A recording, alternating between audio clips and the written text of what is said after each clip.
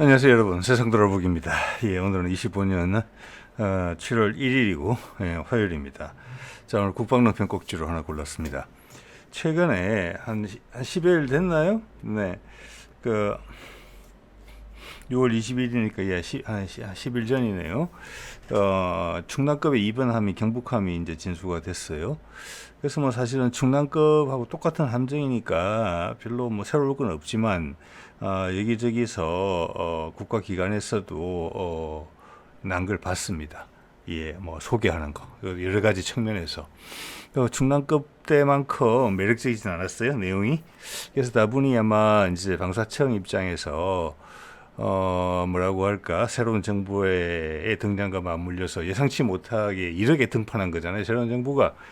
그래서 약간 홍보성 이런 느낌을 좀 받게 돼요. 네.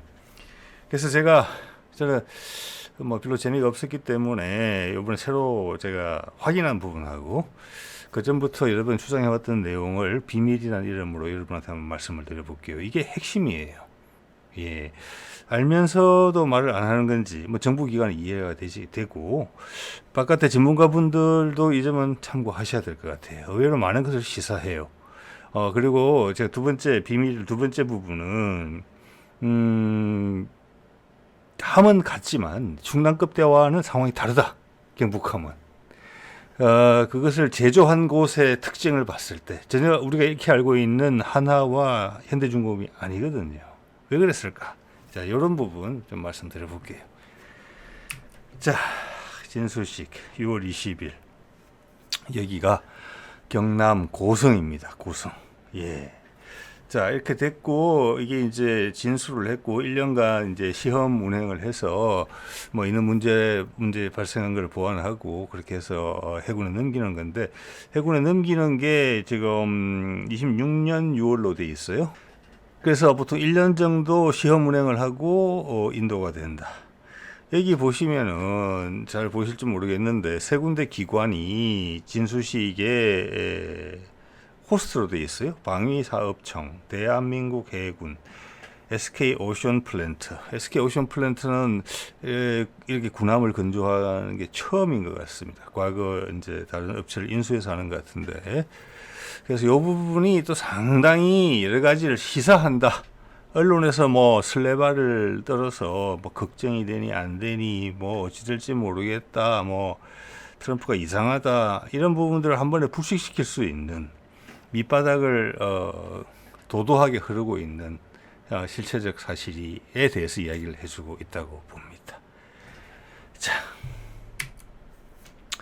이 함의 가장 큰 특징은 이렇게 이제 국립과학연구소의 전문가 말씀은 이게 이제 완벽한 통합 마스터는 아니다 라고 말씀을 하셨고, 완벽한 통합 마스터는 KDDX에 가서 구현된다, 이런 부분이 있는데, 그거는 이제 X밴드 레이더까지를 포함한 거고, 그 외에 여기에 들어가지 않은 다른 여러 가지 안테나와 통신 시설에 대한 이야기를 하시는 것 같아요. 그래서 이게는 제가 봐서는 S밴드 하나만 해도 충분할 것 같고, KDDX는 이미 개발이 끝난 것으로 알고 있기 때문에, 연구 개발은 거기에는 보면 이제 S에 추가해서 X밴드뿐만이 아니라 적외선 추적장치뿐만이 아니라 여러 가지 다른 안테나들이 많이 붙어 있거든요. 그래서 그런 것들은 여기서는 100% 시도되지는 않았다. 자, 완벽하고 그 다음 단계를 위한 어떤 중간 단계적인 습격이, 자, 우리가 군 개발 과정을 이제 쭉 살펴보면, 여러분들 오래 보신 분들이라면 이제 느끼실 겁니다. 단계적 개발을 한다는 부분이 있죠. 단계적 개발. 그래서 그런데 이제 그 상황에 맞게 함의 특징을 부여하는 것입니다. 예를 들어서 KF-21을 4.5세대를 뭐 처음에 40대, 이번에 20대 추가로 계약했잖아요. 그래서 40대 한다니까 소위 국방 전문가라는 사람이 그거 나중에 다 업그레이드 해야 될 건데, 자기는 안다는 거죠. 5세대나 6세대로 갈 걸. 엔진도 국산화되고 기타 등등 여러 가지가 등장할 테니까 5세대, 6세대로 가면서 나중에 다 업그레이드 해야 될 것을 왜 지금 많이 만드냐, 이런 식의 논리를 전개를 하더라고요. 저는 거기 100% 거기에 동의하지 못합니다. 예. 왜냐?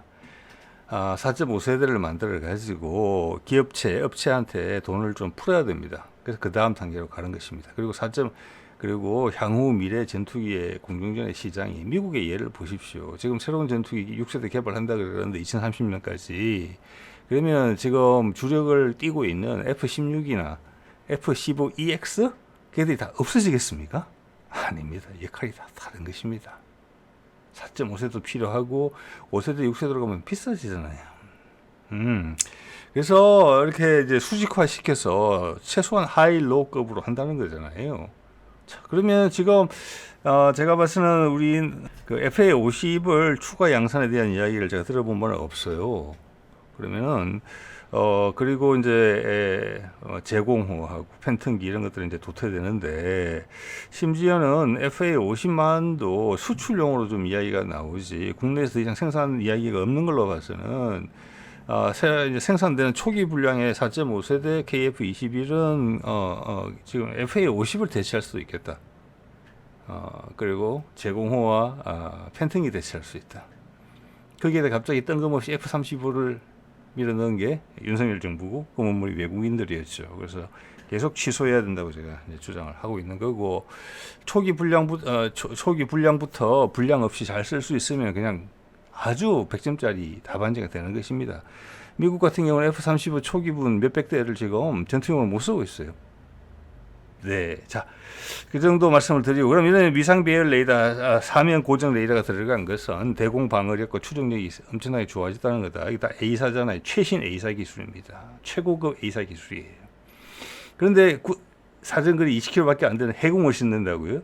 여기 한국형 수직 발사관밖에 안 들어있으니까 SM2나 SM6 이런 거 못 싣는단 말이에요. 그러면 아주 이상한 논리가 되는 거예요. 이렇게 좋은 레이더? 이 레이더는 또한 국내 장거리 요격 체계인 대공 요격 체계인 SM 레이더를 기반으로 만들어진 거예요. 같다고도 볼 수 있어요. 어떻게 보면. 자, 수백 킬로 떨어진 적을 요격하는 거고 탄도탄도 요격하는 거잖아요. 그런데 이게 지금 현재의 수직 발사관, 한국형 수직 발사관 원에는 넣을 수 있는 게 거기는 외국 미사일을 못 넣는단 말이에요. 그리고 한국형 무기 체계고 전투 체계고 소프트웨어는 그러면 해군밖에 없어요. 해군밖에 현재는 해군 사거리 20km밖에 안 되거든요. 건조 방공 무기예요. 이 레이더하고 이 모순에 대해서 어떻게 수많은 전문가들께서 아무리 엔터테인먼트 차원에서 한다 할지라도 여기에 대해서 아무것도 못 느낀다? 이거는 상당히 아쉬운 부분이라고 생각합니다. 이 어색함을 어떻게 설명해요? 국민 전체가 바보 되는 것 같잖아요. 이러면은. 그래서 제가 또 한 말씀 드리려고 하는 것입니다. 그냥 별 이야기가 아니에요. 있는 관계 조합만 시켜보면 돼요. 자, 이걸 보면서 얼마나 수많은 사람들이 이런 분야에 관심 있는 분들이 자기 시간을 소모하고 있겠어요. 그 시간에 딴 강에 나갔다는 겁니다. 그런 뉴스 계속 보면서 두뇌가 단순해지는 것보다. 네. 볼까요? 예전에 몇 번 보여드렸던 건데 이미 충남 함이 건조가 되던 시점, 건조 초기 시점이든지 아예 시작하기 전인지는 모르겠습니다. 20년 6월 달이잖아요. 여기 네이발 뉴스, 이거는 신뢰할 만한 뉴스라고 봅니다. 제가 수년간, 5, 6년 이상 지켜봄에 있어서 거짓말이 없었습니다. 예. 배치 3, 중량급의 LCM을 장착할 것이다. 라고 예상이 된다고도 하지 않았어요. 거의 확실시하게 이야기를 했어요. 그러면서 이게 제목에는 없지만 이 내용에는 탄도탄 요격 능력을 확보할 것이다. 한국형 호위함 3에는. 근데 지금 언론의 보도를 보면은 군에서야 사실대로 이야기 안 할 수 있다고 제한적으로 말하는 건 사실이지만 중요한 부분을 이야기 안 할 수 있죠. 그건 이해해요. 근데 바깥의 전문가는 그래서 안 된다는 겁니다. 재미삼아 하시는 분들이라도 한국형 수직발사관을 원해 해궁을 사거리 20km짜리 해궁을 넣는데 이걸로 어떻게 탄도탄 요격을 하겠습니까? 그 레이더하고 격이 맞습니까? 이거 아니라는 거예요. 근데 지금 그거밖에 없는데 뭐지? 업그레이드를 예상하고 있다는 거예요. 그렇게 되면은 이 충남급이 가지는 역량이 완전히 달라져요. 그래서 제7함대를 제주도의 강정항에다가 만든 겁니다. 남쪽 면에다가 여러분 생각해 보십시다. 북한군을 대상으로 해서 동해서해 남해를 관장한다 그러는데 7함대 새로운 모항이 필요하다. 그럼 제주항에 만들려면 북쪽에 만들고 싶으시겠습니까? 남쪽에 만들고 싶으시겠습니까? 꼭 다를 수는 있어요. 남쪽에 있으니까 탄도탄 날아오는 게 좀 덜하다. 예, 그렇게 생각할 수도 있지만 기본적으로는 이건 대양용이라는 것을 강조한 것입니다. 7함대는. 그러면은 동해, 남해, 서해는 좁은 해역이잖아요. 거기는 외국에서 날라오는 북한으로 날라오는 것은 우리 휴전선 넘어올 거니까 육지로 바다를 막았었잖아요. 호위한 배치 3부터는 배치 4도 똑같은 역할을 할 거라고 봐요. 그럼 12척이 삼면에 있는데 그들이 다 탄도탄 요격능력이 있다는 것과 없다는 것은 천지 차이가 되는 거예요. 우리가 상정하는 미래의 적에 대한 우리의 대비 방안이 전혀 그림이 달라지는 거예요. 즉 이것은 뭐냐? 해상에 LSM 포대들이 두 개씩 있는 거예요. 그래도 육지에 또 있고, 해상에 있으니까 육지에 있으면 뭐겠습니까? 우리가 탄도탄을 요격한다고 봤을 때 육지에 있는 LSM은 지금 사드랑 기능이 똑같아요. 종말 단계 탄도탄을 요격하는 거예요. 고도가 얼마나 높든지 간에. 중간 단계 요격이 안 돼요. 아무리 높은 고도로 올린다 하더라도. 그런데 해상에 있는 이런 배치 3나 배치 4의 대탄도탄 요격은 중간 단계 요격까지 감안한 거가 돼야 되는 게 당연한 거 아니겠습니까? 중국에서 온다거나 아니면 일본에서 온다거나 아니면 러시아에서 온다거나 했을 때 그것을 해상에서 요격한다. 육지에서 멀리 떨어져 있는 이유가 있어요. 방어막이에요. LSM 자체를 방어막 1, 2로 한 거예요. 내륙에 있는 LSM, 해상에 있는 LSM. 해상에 있는 LSM은 중간 단계 요격을 당연히 해야 된다. 거기에 마땅한 수직 발사관을 장착할 수 있는 역량이 배치 3부터는 들어가야 된다. 이겁니다. 아니 나라의 세금을 수조 원씩이나 써서 똑똑하다는 사람들이 모여서 고민을 해서 한 건데 그 정도 생각 안 하고 가겠습니까? 그렇게 되면 우리가 향후에 생각하는 우리 해군의 운용 방향, 우리가 누구랑 동맹국이 될 것 같다. 또 한국이 어떤 방향으로 갈 것 같으니까 이쪽으로 미리 대비를 해야 되겠다. 그런 것들이 다 드러나는 거예요, 여기서. 언론이 뭐라고 뭐 사소한 일을 침소 봉대에서 막 뒤틀든지 또 정치권에서 뭔 희한한 소리를 하든지 간에 이런 거는 장기적인 계획하에 벌어지는 일이거든요. 정치적 여건을 이해하는데 엄청나게 도움이 된다는 말씀을 제가 드리고 있는 것입니다. 자, LSM이 들어가야 되겠죠. LSM은 지상형이 개발 완료된 게 2024년 5월 25일자에 보도가 이렇게 나옵니다. 그래서 25년에 양산을 시작하고 28년부터 배치가 될 거라고 해요. 이게 이제 사드보다 살짝 못 미치는 거예요. 근데 지금 LSM2는 바로 개발되고 있어요. 사드를 넘어설 것으로 보이는. 근데 어제도 잠깐 말씀드렸지만 이거 LIG에서 하는 건데 이거 공장 준공은 21년에 됐거든요. 그런데 개발 확인은 5월 25일에 받았어요. 저는 여기에 대해서 뭔가 의문을 가지고 있습니다. 사이가 너무 길다는 거예요, 지금. 네. 자, 이건 그때 그 슬라이드 나온 말씀 드리고요. 자, 그래서 요게 LSM이 됐고, 이 LSM을 지금 해상형으로 개발하는 프로젝트가 이미 시작이 됐어요. 예, 먼저 요거부터 한 말씀 드릴게요. 지금 LSM 사진이 공개된 게 거의 없어요. 해외 전시회 같은 데서 이제 나오더라고요. 얼마 전까지는 없었습니다. 금년 초부터 등장한 거예요. LSM 볼까요? 요런 식으로 생겼어요. 예. 뒤에 부스트가 달린 게 보이시죠? 예. 요 똑같은 것으로, 요거는 대탄도탄용으로 보여요. 대항공기용은 앞에 날개가 추가로 되어 있는 것으로 지금 알고 있거든요. 이걸 가지고, 사드급의 사거리도 연장을 하게 될 거예요. 예. 그래서 이 몸체 하나로 LSM 1, 2를 다 해결하는 겁니다. 우리 천궁 1, 2도 큰 차이 없어요. 거의 비슷해요, 크기가. 중간 단계 요격탄은 좀 다른 이야기죠.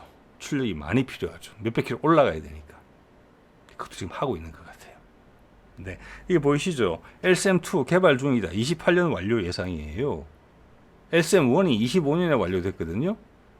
이게 8년에 예상 완료되려면은 뭐 벌써 공장도, 양산 공장도 들어갔다는 것이고, 대충. 그러면 이 말은 뭐냐? 기본적인, 기술 개발은 끝났다는 겁니다. 양산 단계를 앞두고 있는 시기밖에 안 돼요. 지금 벌써 25년이잖아요. 예, 다른 체계 개발하는 과정을 한번 보세요. 궁금하신 분들 어제 그 CIWS2도 보세요. 이번에 양산 공장 준공했잖아요. 그리고 2년 정도 있다가 배치 시작하는 거예요. 왜? 충남급이 들어가야 되거든요. 시험 운전 끝나면 들어가야 돼요. 네. 자, 그렇게 봤을 때는 LSM1이 의외로 시간이 많이 걸렸다 생각되는 거예요. 여기에 윤석열 정부의 영향력이 행사됐다고 저는 감히 의심을 해보는 거예요. 다른 거에 비해서 기간이 길었어요. 공장을 양산을 하기 위한 공장 준공하는 게 21년인데 개발 완료가 25년으로 떨어졌거든요.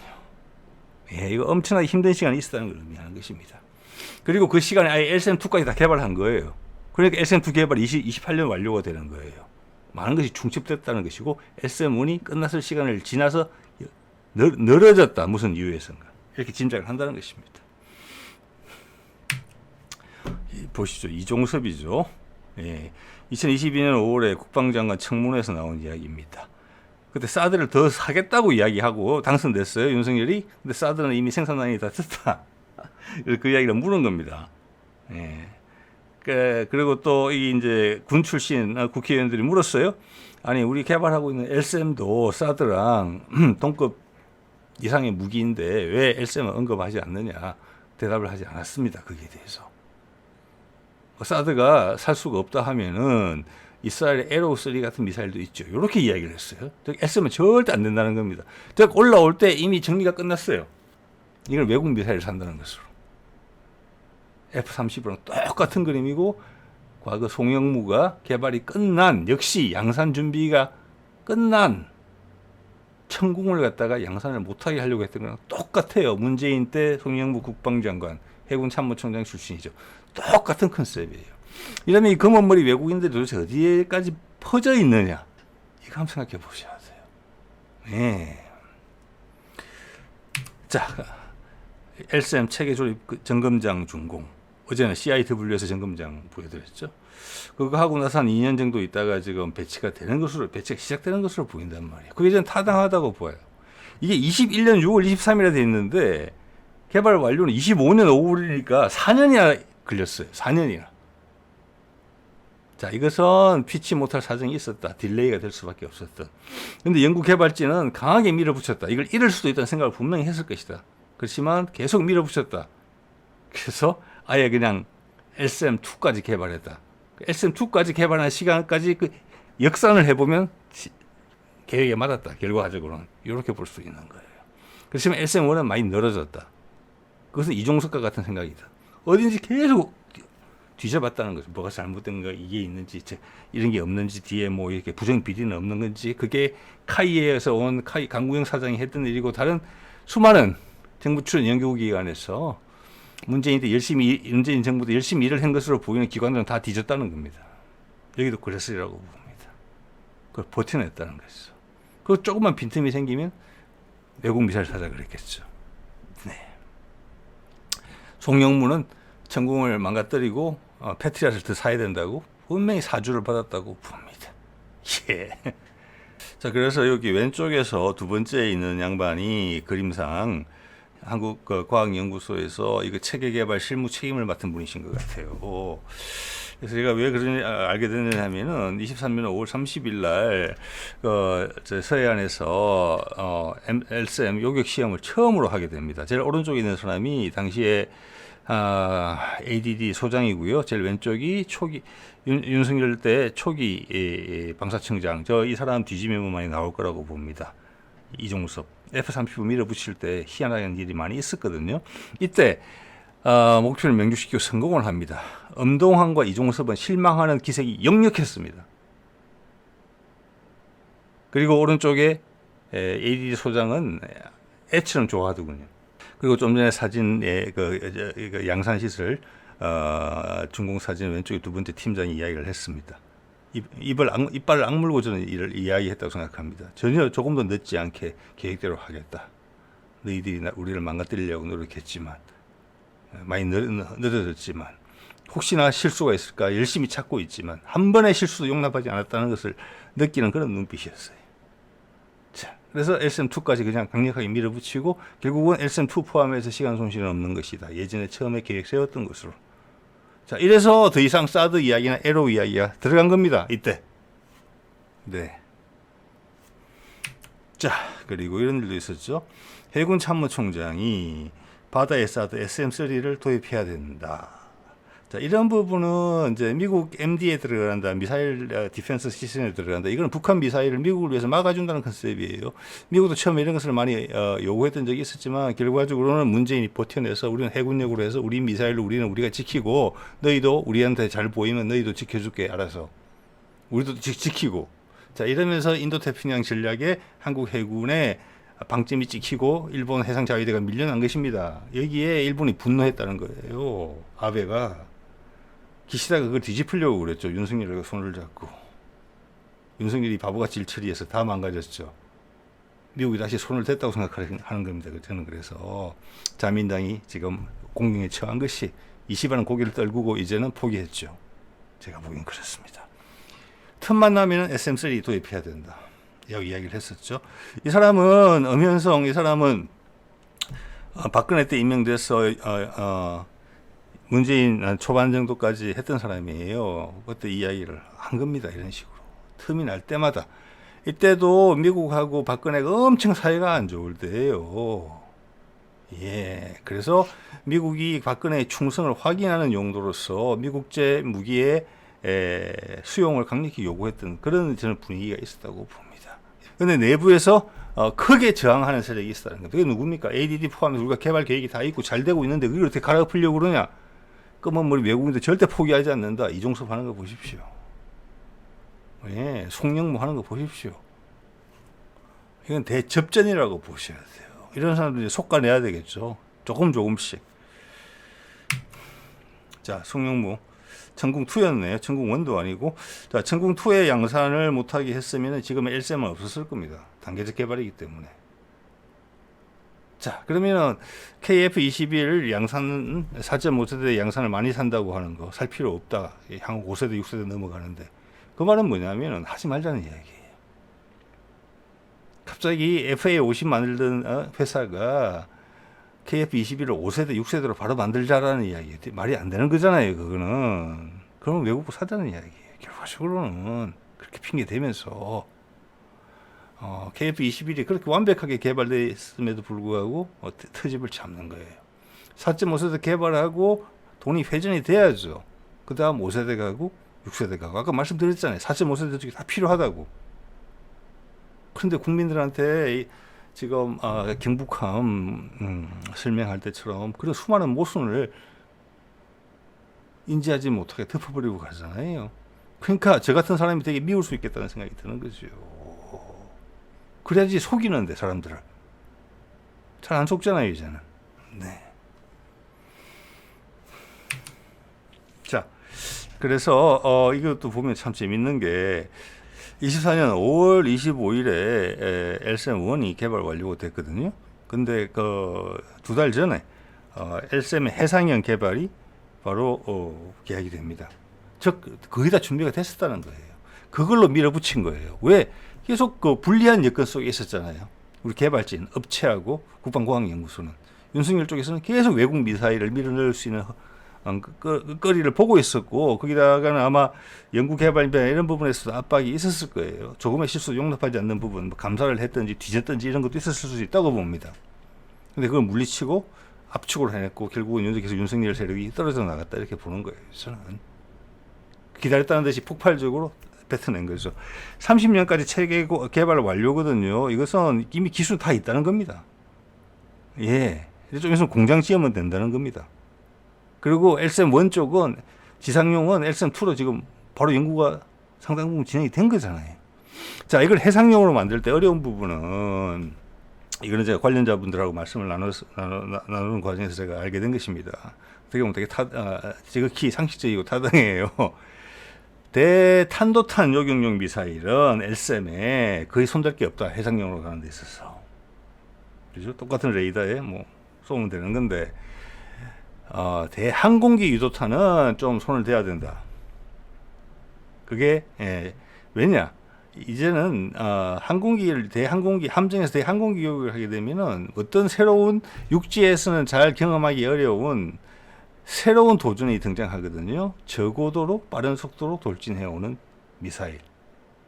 자, 그 정도면은 육지에서는 뭐 대충 순항 미사일 정도죠. 근데 여기서는 초음속으로 날아오면서 해상에 수면에서 5m, 10m로 시스키밍을 한다. 그러면서 막 돌면서 회전을 한다. 회피 기동을 하는 거죠.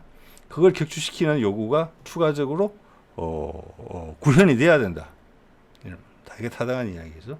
예, 그 부분에 상관이 있는 거예요. 미국 친구들은 이렇게 개발하죠. 지상용은 패트리어트, 해상용은 SM 시리즈.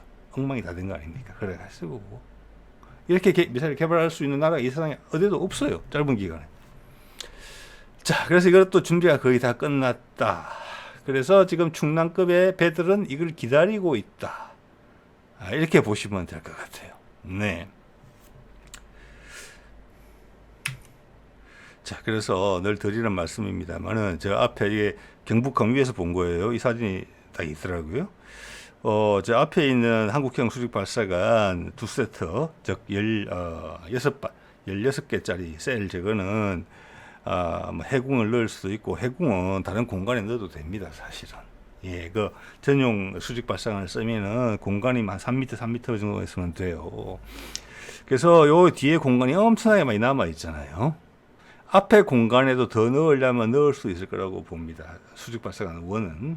하지만 넉넉하게 보더라도 이 뒤에 자리에는 한국형 수직 발사관 2가 직경이 훨씬 굵은 거죠. 8개 셀은 충분히 들어간다고 봅니다. 8개 셀은 최소한. 8개 셀이면 한 셀에 LCM이 4발씩 들어가거든요. 해군 마냥으로. 그렇게 되면은 그것도 4개가 한 세트예요.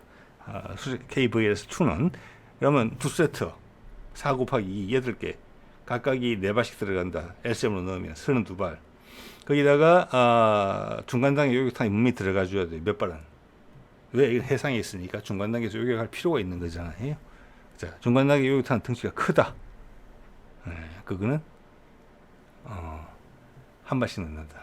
자, 그래서 이렇게 이제 보시면 될 것 같고요. 자, 그렇게 되면은 지금 충남급이 가지고 있는 레이더 성능하고 미사일하고 구색이 이제 조화가 되는 것입니다, 여러분. 네.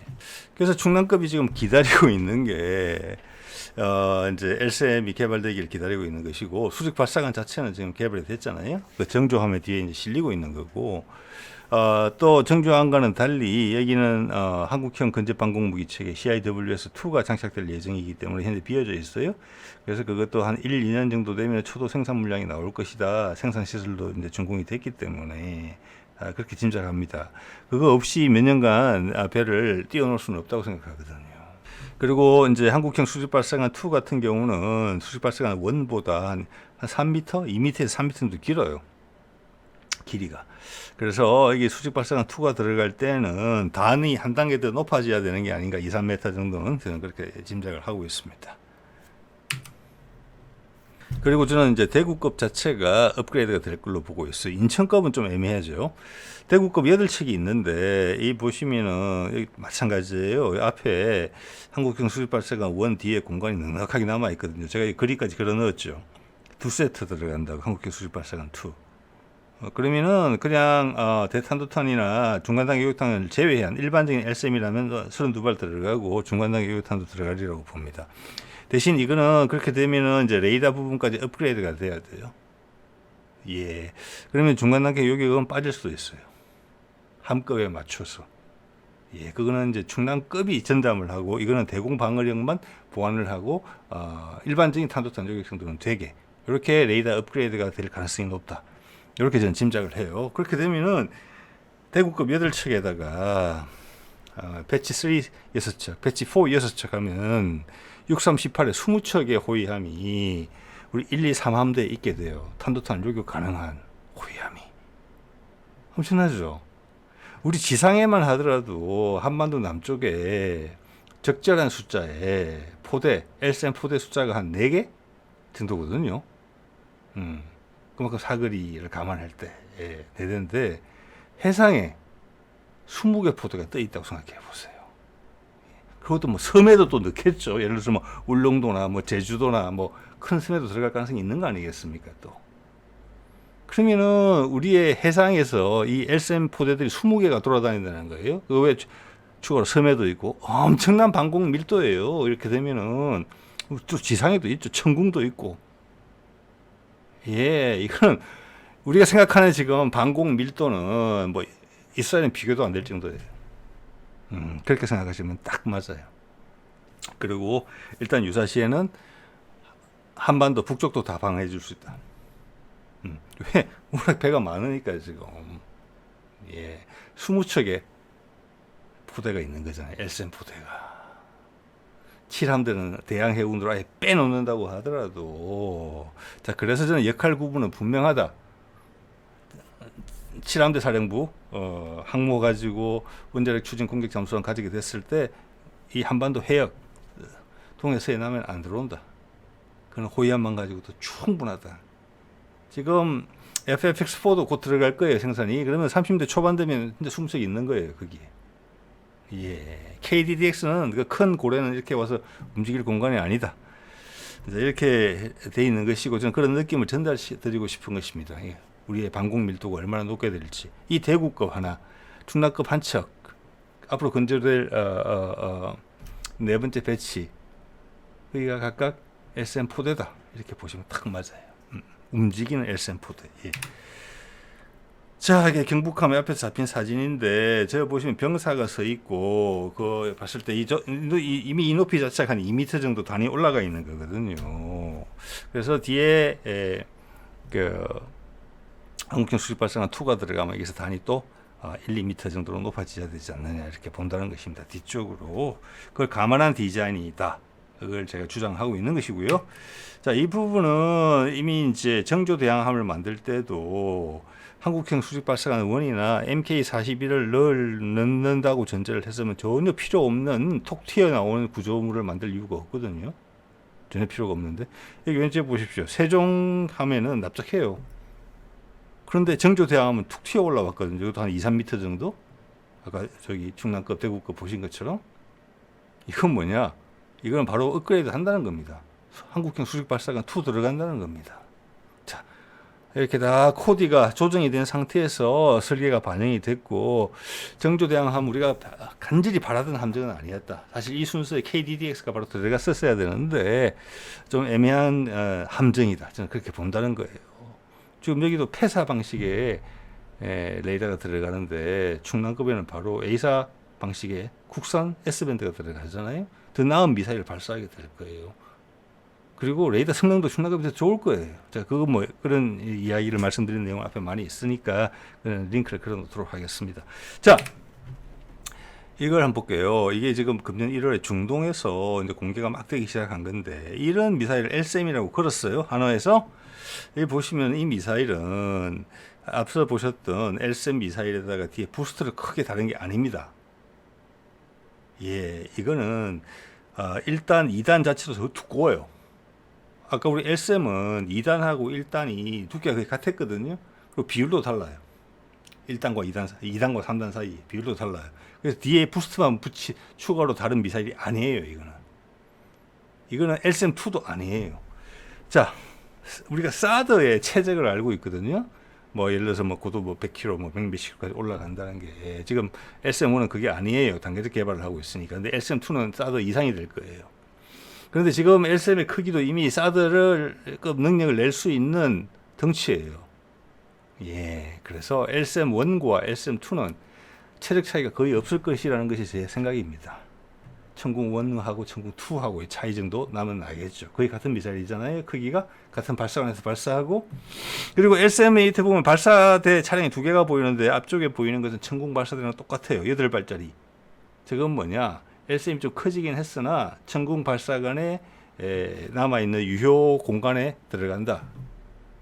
그래서 재활용한다. 개발비, 생산비를 아낀다고 되고, 그 오른쪽 뒤에 보이는 큰 거 있어요. 6개짜리고 길고 크지요. 두껍고. 요거는 발사관이 6개예요. 요거는 LSM2용이 아니다. 이것은 LSM3용이라고 봐야 된다. 즉 중간 단계 요격탄용이라고 봐야 된다. 예, 라는 주장을 그때 이걸 보고 말씀을 드렸고, 요거는 한국형 수직발사관 2에 한 발씩 들어간다는 게 제 생각입니다. 자, 여기까지가 첫 번째 비밀, 제가 쭉 나왔던 상황을 정리한 것이고요. 자, 두 번째 거, 제일 먼저 눈이 가는 게 이겁니다. 왜 제조사가 SK 오션 플랜트인가? 이 신규 업체가 들어왔는데, 이 신규 업체를 방사청에서 많이 도와줬다. 그리고 기존의 업체에서 도와준 것도 보인다. 밑에 보십시오. 가운데가 신임 방사청장이고, 왼쪽이 현대중공업 쪽에 뭐 CEO점 되고, 오른쪽은 SK 오션 플랜트 쪽에 CEO점 되는 것 같습니다. 여기 보면은 현중이 이 여기를 방문해가지고 현중이 1번함을 만들었거든요. 충남함을 정정함하고 같이 만들었잖아요.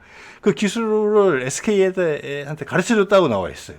쉽게 이야기하면은 그게 과연 있을 수 있는 일이냐? 경쟁업체 사이에 새로운 경쟁업체가 올라오는 걸 도와준 거예요. 결국은 이번에 6척의 충남급이 건조가 되는데 1번 함만 한번 현중이하고 2번, 3번, 4번을 SK가 가운데 걸 다 가져가요. 그 다음 아마 하나가 두 척을 가져가든 끝에 두 척을 가져가든지 하고 두 척이는 한 척, 그리고 추가로 한 척이 현대중공업 가는지까지는 잘 모르겠습니다. 근데 가운데 세 척을 다 가져가고 그 기술을 현대중공업이 가르쳐줘요. 잠재적인 경쟁자가 더 경쟁을 잘할 수 있도록 도와준다는 게 이해가 잘 안 되는 부분이거든요. 이게 두 번째 비밀이에요. 방사선이 손잡고 있잖아요. 이거는 파이가 커진다는 것을 확신을 한다는 거예요. 현대중공업도. 이것은 미국이 우리한테 함정을 맡긴다는 그 이야기에 대한 확신이 없으면 있을 수 없는 이야기예요. 정부가 강력히 종용을 했고 그것을 현대중공업이 받아들였다. 한한은 좀 아닌 것 같다는 생각이 드는 거예요. 네, 이거 엄청나게 대박 사건입니다. 자, 그럼 미국이 우리한테 천문학적 금액의 함정을 맡기게 돼요.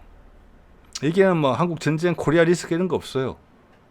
일본을 제끼고 우리한테 주는 거고 우리는 일본한테도 나눠주기 싫다는 거잖아요. 우리가 신규 업체까지 받아들여서 생산 능력을 극대화하겠다는 것을 미국한테 보여줘야 된다. 그럼 너희한테 혜택을 더 줄게. 현대중공업 너희들한테도. 이런 계획이 이만큼 있잖아 우리가. 그런 이야기가 돼야지 현대중공업에서 이렇게 할 거 아니에요. 그죠? 자, 이거는 정부에서 전체적으로 SK가 이 해양 사업에 들어오게 된 것도 정부의 권유가 있다라고 볼 수 있는 거예요.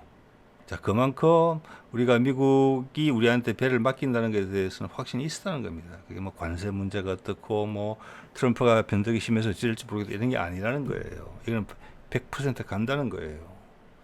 그래서 이번에 현대 로텐도 보니까 무슨 기차 관련, 철도 관련 행사에서 거의 수소로 도배를 한 제품들을 선보였어요.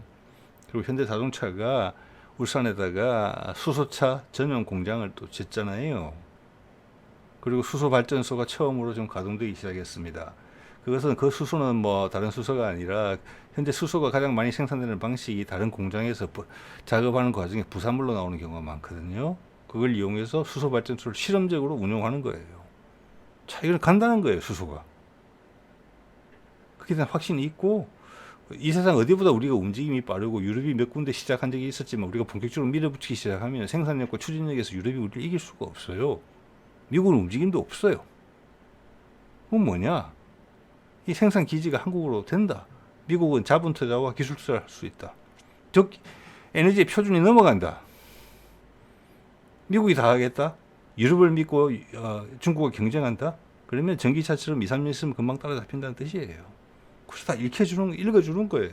미국과 우리는 엄청나게 손을 잡겠구나. 근데 이 모든 정책들이 윤석열의 정책과 반대거든요. 신재생에너지 관심 없었잖아요. 누르려고 그랬죠. 북한한테 전쟁 걸려고 그랬죠. 지금 그래서 내란 특검에서 외환 부분은 강력하게 저는 조사할 것이라고 봅니다. 문재인도 딱 국회 와서 그 이야기 딱 강하게 언급했죠. 전쟁을 일으키려고 했다. 조사해야 된다. 그게 왜 그렇게 보느냐. 미국이 가장 싫어하는 행동이거든요. 남북한의 군사적 긴장을 고조시켰다. 박근혜도 그렇기 때문에 희한한 결말에 도달하게 된 것입니다. 자신들의 정치적 난관을 돌파하는데 북한과의 군사적 긴장 고조를 활용했다. 내지는 그런 기회에 미국 힘을 통해서 무력으로 북한을 통일하려고 했다. 자, 그래서 그런 그림을 갖고 있던 윤석열 세력이 계속 정권을 이어갔더라 했으면은 미국이 우리한테 줄 리가 있겠습니까? 전쟁터가 될 건데 한반도가 그렇지 않습니까? 그래서 저는 트럼프는 민주당 후보의 당선을 강력히 지지했다고 봅니다. 그리고 내란 세력이 추가의 준동을 하지 못하게 강력하게 압박을 가했다고도 봅니다. 국제적인 압박이 들어갔을 거예요. 그런 게 없을 리가 없죠. 근데 언론 보도를 전혀 안 탄다는 게 오히려 실질적 사실과 가깝겠구나 이런 생각을 한다는 것입니다. 그런 압박이 실제로 있었다는 게. 그래서 이게 굴러가는 거예요. 이걸 보면 알 수 있습니다. 자, 그래서 신재생 에너지 부분이나 또 거기는 이제 그것도 포함되죠. 원자력, 차세대 원자력 같은 부분 이런 게 다 간다. 그러면 전 세계 함정이 수소 함정이나 원자력 함정으로 다 바꿔야 돼요. 지금 되게 오염 물질이 많이 나오고 있으니까 그것도 시동 건다는 거예요. 그 현대상선에서 원자력 추진 모델 내놨잖아요. 그건 수소가 아니고 원자력으로 간다. 그래서 원자력을 살린다. 전 세계 배가 다 바뀌어야 돼요. 우리가 얼마 전까지 고부가가치 선으로서 LNG선 했잖아요. 그죠? 그게 이제는 원자력 추진 선박으로 가는 거예요. 그렇게 되면 우리가 원자력 추진 공격 잠수함을 가지는 게 하나도 이상하지가 않아요. 그 기술 이미 다 가지고 있고 우리가. 자, 중국을 누를 수 있는 생산 기지를 우리가 해줄 수 있다. 북한의 싼 노동력과 합쳐져서 미국 사람 와서 돈을 번다. 자, 이런 그림이 그려진다는 것에 아주 강력한 신호를 보낸다고 봅니다. 이게 군함을 몇백씩 찍어내야 되는 거 아니에요? 미국이 향후 한 10년 뭐 정확하지는 않습니다. 한 몇백씩 찍어내야 될 거예요. 지금 그게 부족한 숫자거든요. 미국의 조선업은 다 망가져서 배를 생산할 수도 없어요. 값은 엄청 비싸고. 자, 그래서 그 계획은 실행 가능성이 있는 것이다. 한반도는 오랫동안 미국의 친구가 될 것이다. 여러 가지 측면에서. 근데 거기에 분탕질을 치려고 했던 윤석열 절대 용서할 수 없다. 그래서 윤석열이 지금 여러 가지 뭐 미꾸라지 짓을 하고 있는데 결국 벗어나지 못할 겁니다. 가장 힘든 부분까지 다 파헤칠 거예요. 완전히 눌러야 되기 때문에. 미국이 이렇게 배팅을 하고 있는 거잖아요. 한반도에다가 이렇게 보셔야 돼요. 그래서 내란이 이야기하는 외환 유치 부분을 뒤진다는 것은 확실하게 뒤질 것이라고 생각합니다. 예. 자, 좀 전에 말씀드린 내용들이 있죠. 이 방사청에서 뭐라고 이야기를 했습니까? 이번 사례는 즉 SK가 조인을 해서 첫 번째 경험인데도 불구하고 품질도 괜찮고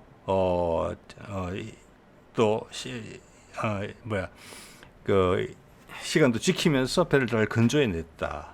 그래서 이 말이 이번 사례는 새로운 조선소가 고난이도 군함을 스스로 건조할 수 있는 능력을 갖췄다는 것을 보여준 것으로 우리 방위 산업의 기반을 더 넓히고 참여 범위를 확대하는 데 더 큰 의미가 있다. 자, 이게 뭐냐? 현대중공업과 하나를 가지고는 앞으로 예상되는 수요를 다 감당을 못하기 때문에 새로운 플레이어가 들어와야 된다. 그럼 SK는 후발주자로서 앞에 있는 업체의 혜택을 받을 정도로 우리는 똘똘 뭉쳐서 한다. 현대가 그걸 용납할 정도로 그만큼 시장이 커지는 부분이 있다. 이것을 강력하게 시사하는 거잖아요. 이게 정부에서 나서서 이야기해 준 거예요. 그리고 이런 이야기까지 하죠. 공무원들이 진짜 하기 어려운 이야기라고 보거든요. 저는 예외적으로. 이걸 소개하는 방사청의 공무원이 이런 말씀을 해요. 고성은 바다가 너무 진짜 안쪽이더라고요. 보니까 바다가 너무 잔잔해서 도커에서 작업을 안 하고 해상에서 작업을 해도 됐다. 건조를 하는 게. 이런 이야기까지 해요. 엄청나게 업체를 광고해 주는 거잖아요. 공무원 입장에서 나오기 어려운 이야기라고 보거든요. 그 말은 결국에는 도커가 좀 부족할 수도 있지 않나 이런 생각까지 든다는 거예요. 자, 그래서 여러 가지 한계점이 있을 수 있다. 예. 좀 제가 이게 생방송을 봤는데 그 다음 정리된 이렇게 편집이 된 영상에서는 안 보이던데 그때 실수로 보여줬던지 그럴 거예요. 이 지상에 바로 옆에 두 척에 똑같은 배가 건조되고 있더라고요. 하나는 좀 많이 완성된 거, 하나는 한 절반쯤 완성된 것으로 보이는. 그래서 그게 충남급의 3번 함과 4번 함이고 금년 후반 내년에 진수가 되게 돼 있는 것들이에요. 그래서 세 척을 딱 몰아주면서 SK 확실히 공부해 이렇게 됐다고 보는 것입니다. 네. 자, 그러기에는 미 군함이 건조하는 추가 건조 수백 척 분량의 수요 주문 내지 또는 또 MRO 사업이 시작되고 있잖아요. 유지 보수 관리해 주는 거.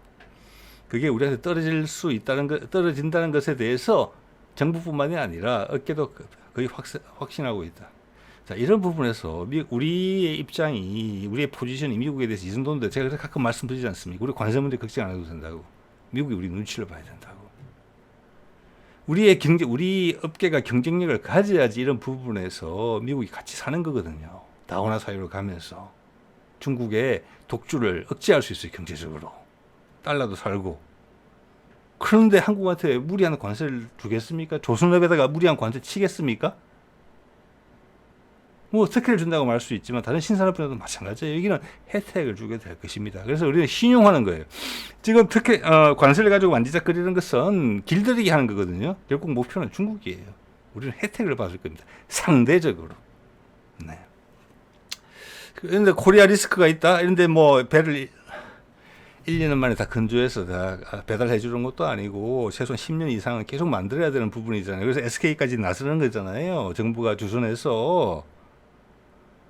근데 그 10년이나 15년이라는 기간 동안 자기들의 군함을 전부 다 거의 대부분 한국에 맡길 가능성이 높은데 한국이라는 땅에 전쟁 발발 위기가 높을 거다라고 판단하면 하겠습니까 이거? 아니에요. 수소에너지 분야, 재생에너지 분야, 원자력 분야.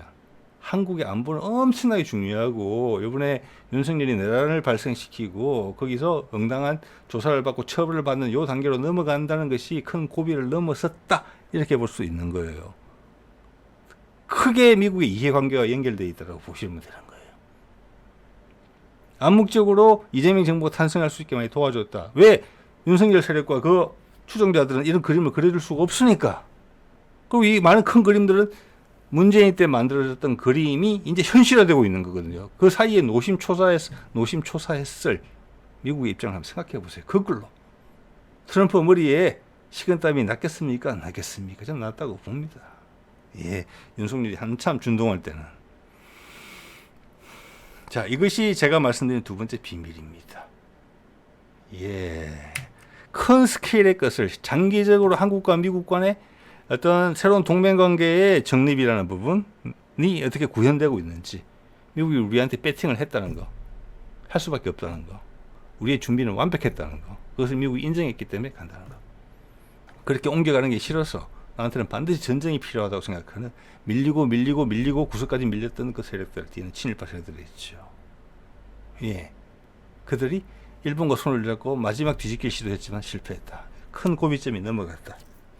지금 우크라이나 전쟁도 큰 고비가 넘어갔고 이스라엘의 네타냐후도 큰 고비가 넘어갔다. 이런 것들이 동시에 발생하고 있다고 보시면 돼요. 자, 그래서 한화는 좀 다른 길을 선택한 것 같다. 그래서 이게 지금 KDDX 근조를 놓고 좀 현대중공업과 나를 세우는 부분이 좀 있지 않느냐. 제가 봤을 때 한화는 좀 더 어떤 기업가 정신을 강조하는, 좀 어떻게 보면 공정 경쟁 이런 걸 강조하는 분위기가 아닌가 싶어요. 예, 정부와의 관계를 조금 더 약간 중립화 정도로 생각하는 게 아닌가 생각이 들거든요. SK와 현대중공업은 많이 발을 많이 담그는 것이고 정부가. 그래서 하나가 한 것은 미국에 있는 조선소를 하나 샀죠. 예. 그래서 미국 현지에 가서 건설해 줄 수도 있다라면서 그런 쪽으로 마음을 잡은 것 같아요. 여기 보면 미국에 있는 필리 조선소 인수를 했고 미 군함 수주 건조 거점으로 예, 한국 인력 파견하든지 우리의 매니지먼트를 동원해서 현재 미국보다는 훨씬 생산성이 좋고 저렴하게 서비스 해줄 수 있겠다. 그럼 우리 정부 입장에서는 그래, 국내 생산 기반도 늘리고 하나가 그렇다고 국내 생산 기반을 포기할 건 아니잖아요. 너는 적극적으로 해외 시장 개척해, 그럼 그런 식으로. 이런 식으로 대충 결론이 난 게 아닌가. 이렇게 봐지거든요. 지금 현대중공업 하나가 티격태격 한다는 것은 꼭 방사청하고 티격태격 한다는 것이거든요. 기싸움을 하면서. 결과적으로는 파이가 커지면서 자연스럽게 좀 해소되지 않느냐. 각자의 방식으로 이렇게 본다는 것입니다. 자, 오늘 이 정도 말씀드리겠습니다. 네.